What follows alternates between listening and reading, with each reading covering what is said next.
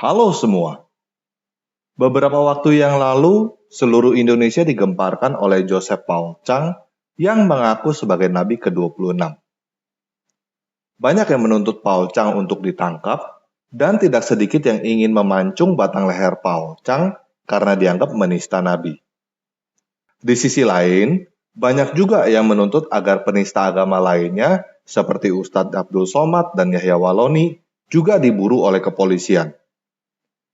Nah, pada video ini, saya ingin mengajak teman-teman untuk melihat kasus Paul Chang dari sisi yang lain, yaitu dengan menggunakan pertanyaan yang sama. Oke, kita mulai aja ya.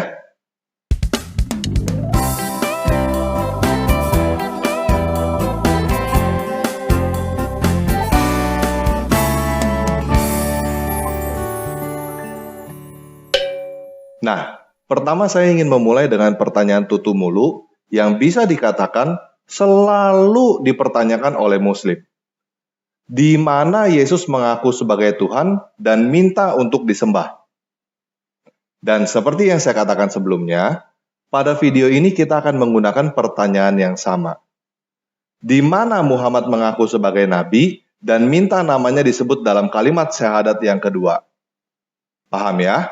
Kita menggunakan pertanyaan yang sama. Nah, mungkin ada teman-teman Muslim yang menjawab, ada pengakuan dari Muhammad bahwa dia adalah Nabi, dan mungkin ada yang menjawab, tidak ada. Kita mulai dari jawaban bahwa tidak ada pengakuan dari Muhammad bahwa dia adalah Nabi dulu ya. Kalau tidak ada pengakuan dari Muhammad bahwa dia adalah Nabi dan minta namanya disebut dalam kalimat syahadat yang kedua, kenapa teman-teman yang Muslim mempertanyakan di mana Yesus mengaku sebagai Tuhan dan minta untuk disembah? Kalau ada pengakuan dari Muhammad bahwa dia adalah Nabi dan minta namanya disebut dalam kalimat syahadat yang kedua, kenapa teman-teman yang Muslim menolak pengakuan Paul Chang sebagai Nabi? Kalau teman-teman yang Muslim mempertanyakan, apakah benar Paul Chang adalah Nabi? Kenapa teman-teman yang Muslim tidak mempertanyakan hal yang sama tentang Muhammad? Apakah benar Muhammad adalah Nabi? Kalau teman-teman yang Muslim berkata bahwa Muhammad adalah Nabi karena sebuah buku yang dianggap suci yang katanya turun gedebuk langsung dari langit tanpa campur tangan manusia, walaupun kenyataannya sudah dikompilasi dan diedit oleh manusia setelah Muhammad meninggal, maka Paul Chang juga punya buku suci yang turun gedebuk dari langit. Bahkan bukan cuma punya satu, Paul Chang punya 2 buku suci yang turun gedebuk dari langit tanpa campur tangan manusia. Kalau teman-teman bertanya, kenapa saya berkata bahwa buku-buku Paul Chang itu tanpa campur tangan manusia?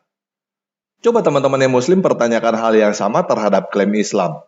Kenapa teman-teman yang Muslim berkata bahwa Al-Quran itu tanpa campur tangan manusia, walaupun kenyataannya sudah dikompilasi dan diedit oleh manusia? Kalau teman-teman yang Muslim berkata, karena tidak ada yang bisa membuat surah seperti Al-Quran, saya juga berkata, karena tidak ada yang bisa membuat selembar seperti buku Paul Chang. Kalau teman-teman nggak percaya, coba aja bikin selembar seperti buku Paul Chang. Pasti teman-teman tidak akan bisa. Kalau teman-teman berkata bahwa saya pasti tidak akan fair, walaupun ada yang bikin selembar mirip buku Paul Chang, pasti saya akan menjawab tidak mirip. Begitu juga dengan teman-teman yang Muslim, pasti tidak akan fair. Walaupun ada yang bikin mirip seperti Al-Quran, pasti teman-teman yang Muslim akan menjawab tidak mirip. Iya kan?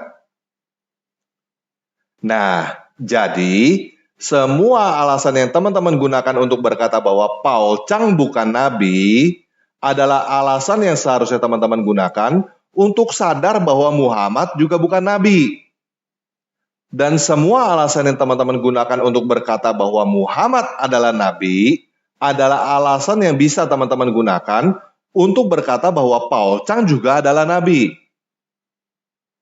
Apalagi katanya Muhammad hijrah dari Mekah ke Madinah karena ditolak dan dipersekusi di Mekah. Paul Chang juga sama kan? Hijrah dari Indonesia ke luar negeri karena ditolak dan dipersekusi di Indonesia. Jadi kenapa teman-teman yang muslim menolak kenabian Paul Chang? Apakah teman-teman yang muslim mau menjadi seperti orang-orang kafir yang menolak kenabian Muhammad? Kalau teman-teman yang muslim mempertanyakan bukti bahwa Paul Chang menerima wahyu, kenapa teman-teman tidak mempertanyakan bukti bahwa Muhammad bertemu dengan Jibril? Nggak ada yang menjadi saksi bahwa Muhammad bertemu dengan Jibril selain pengakuan Muhammad sendiri kan? Muhammad dan Paul Chang sama-sama mengaku sebagai nabi, sama-sama punya buku suci, sama-sama kabur karena dipersekusi. Jadi, Paul Chang adalah nabi yang mirip dengan Muhammad. Jadi sekali lagi, semua alasan yang membuat teman-teman berkata bahwa Paul Chang bukan nabi adalah alasan yang sama untuk membuat teman-teman sadar bahwa Muhammad juga bukan nabi. Dan semua alasan yang membuat teman-teman berkata bahwa Muhammad adalah nabi adalah alasan yang sama untuk membuat teman-teman berkata bahwa Paul Chang juga adalah nabi. Sama sekali tidak ada bedanya. Paham ya? Nah, jadi kenapa teman-teman yang muslim harus merasa ternista oleh Nabi Paul Chang? Bukankah teman-teman yang muslim selalu berkata bahwa Muhammad diutus untuk meluruskan ajaran Yahudi dan Kristen? Kenapa teman-teman yang muslim tidak bisa menerima pernyataan bahwa Paul Chang diutus untuk meluruskan ajaran Islam? Teman-teman yang muslim selalu berkata bahwa Alkitab sudah palsu. Kenapa tidak bisa menerima kenyataan bahwa Al-Quran sudah palsu? Kenapa teman-teman yang muslim begitu menjaga nabi dari Arab yang sudah meninggal 1400 tahun yang lalu, tetapi tidak menjaga nabi dari Indonesia yang masih hidup? Apakah teman-teman yang muslim tidak takut diazab masuk neraka karena menolak Nabi Paul Chang yang diutus kepada teman-teman? Katanya teman-teman yang muslim wajib mencintai dan membela nabi kan? Kenapa teman-teman tidak mencintai dan membela Nabi Paul Chang? Kalau teman-teman bisa berkata bahwa Nabi Muhammad itu dimaksum, tidak pernah berbuat salah, kalau berbuat salah maka dianggap tidak berbuat salah, kenapa tidak berkata hal yang sama tentang Nabi Paul Chang? Nabi Paul Chang itu dimaksum, tidak pernah berbuat salah. Kalau berbuat salah, maka dianggap tidak berbuat salah, karena Paul Chang adalah Nabi. Coba teman-teman pikir ya, Nabi Muhammad menyuruh umat muslim punya istri maksimal 4. Tetapi kenapa Muhammad sendiri punya istri lebih dari 4? Karena Muhammad adalah nabi. Nabi itu dimaksum. Melanggar aturan nggak apa-apa. Kan nabi. Begitu juga Paul Chang. Dia itu nabi. Nabi itu dimaksum. Melanggar aturan nggak apa-apa. Kan nabi. Muhammad itu berakhlak mulia, walaupun kawinin anak di bawah usia, walaupun kawinin bekas bini anak angkat sendiri, teman-teman yang muslim harus tetap akal-akalin bagaimana caranya supaya Muhammad itu berakhlak mulia, walaupun harus membuang hati nurani dan membohongi diri sendiri. Menurut saya sih, orang yang tidak kawinin anak di bawah usia lebih berakhlak daripada orang yang kawinin anak di bawah usia. Dan orang yang tidak kawinin bekas bini anak angkat sendiri lebih berakhlak daripada orang yang kawinin bekas bini anak angkat sendiri. Jadi, kalau teman-teman yang muslim mampu untuk akal-akalin bagaimana caranya membuat seseorang seperti Muhammad menjadi nabi yang berakhlak mulia, seharusnya teman-teman juga mampu untuk membuat seseorang seperti Paul Chang menjadi nabi yang berakhlak mulia juga. Kalau teman-teman yang muslim berkata bahwa Nabi Muhammad tidak boleh dihina, bukankah teman-teman yang muslim seharusnya tidak boleh menghina Nabi Paul Chang juga? Apalagi Nabi Paul Chang ini dari Indonesia. Seharusnya teman-teman bangga dong Indonesia punya nabi.